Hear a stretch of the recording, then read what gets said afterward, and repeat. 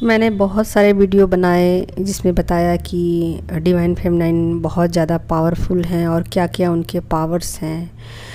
लेकिन फेमिनाइन को इस पे यकीन ही नहीं होता कि उनके पास इतने सारे पावर्स हैं। और ऐसा क्यों होता है? ऐसा क्यों होता है कि उनको अपने पावर का पता नहीं चलता है? तो इस वीडियो में यही मैं बताने वाली हूँ। तो देखिए, फेमिनाइन बहुत ज़्यादा पावरफुल होती हैं और ये ऐसा यूनिवर्स के द्वारा जानबूझकर के किया जाता है कि उनको भ्रमित रखा जाता है और उनको देर से सभी पावर्स लौटाए जाते हैं। और इसलिए देर से पावर्स उनके लौटाए जाते हैं क्योंकि फेमिनाइन कहीं ऐसा ना करे कि अपने पावर के गुरूर में आकर या फिर ज़्यादा पावरफुल हो जाने के बाद वो अपनी शक्तियों का दुरुपयोग करने लगे और बाकी लोगों को परेशान करने लगे और बहुत ज़्यादा पावरफुल हो जाए।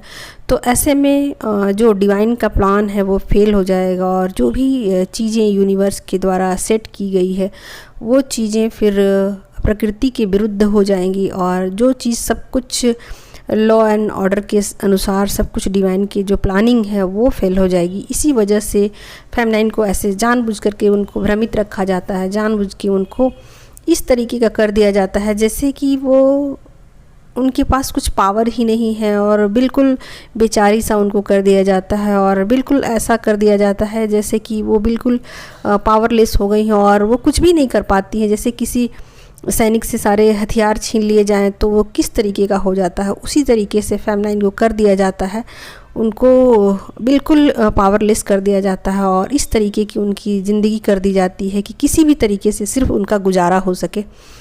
तो बिल्कुल डिवाइन प्लानिंग के साथ ऐसा किया जाता है और ताकि वो अपने काउंटर पार्ट को भी स्वीकार कर सके और 3D में बाकी जो लोग हैं उनको भी हीलिंग दे सके। इस वजह से सब कुछ डिवाइन प्लानिंग के अनुसार किया जाता है। और जब उनके कार्मिक बैगेज ख़त्म हो जाते हैं और जब उनका ईगो कहा जाए तो वो ख़त्म हो जाता है और जो समर्पण जो होता है वो डिवाइन के आगे जब वो समर्पित कर देती हैं खुद को, तो फिर उनको धीरे धीरे करके उनके पावर्स लौटा दिए जाते हैं। क्योंकि जब डिवाइन फेमिनाइन गॉड के आगे सरेंडर कर देती है खुद को तो फिर वो अपने पावर्स का दुरुपयोग नहीं करती है और अपने शक्तियों को सही जगह पे लगाती है और जन कल्याण के लिए उसका इस्तेमाल करती हैं। तो यही कारण है कि उनको देर से ये सब बातें पता चलती है कि वो कितनी ज़्यादा पावरफुल है। डिवाइन की एनर्जी है उनके अंदर और जो एनर्जी डिवाइन के पास है वही सेम एनर्जी डिवाइन फेमिनाइन के पास होती हैं। तो पूरी तरीके से वो कोई भी चीज़ को मैनिफेस्ट कर सकती है, कुछ भी कर सकती है। इतना ज़्यादा पावरफुल है कि 3D में अगर वो बहुत ज़्यादा पावरफुल हो गई तो कहीं ऐसा ना हो कि फेमिनाइन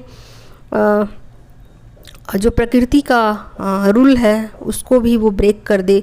इस वजह से उनको पावरलेस कर दिया जाता है। और जैसे कहते हैं ना कि बड़ी मछली को पकड़ने के लिए बड़ा जाल चाहिए होता है, तो उसी तरीके से मस्कुलाइन ही उनको अपने जाल में फंसाते हैं और पूरी ये डिवाइन प्लानिंग के अनुसार सब कुछ किया जाता है। और फिर जब मस्कुलाइन फेमिनाइन का बिल्कुल ईगो ब्रेक कर देते हैं तो फिर फेमिनाइन जो है गॉड के आगे सरेंडर कर जाती है। और जैसे ही गॉड के आगे वो सरेंडर कर जाती है फिर उनकी शक्तियाँ, उनके पावर धीरे धीरे करके उनको लौटाने शुरू कर दिए जाते हैं और इस तरीके से फेमिनाइन फिर अपनी शक्तियों का दुरुपयोग नहीं करती है।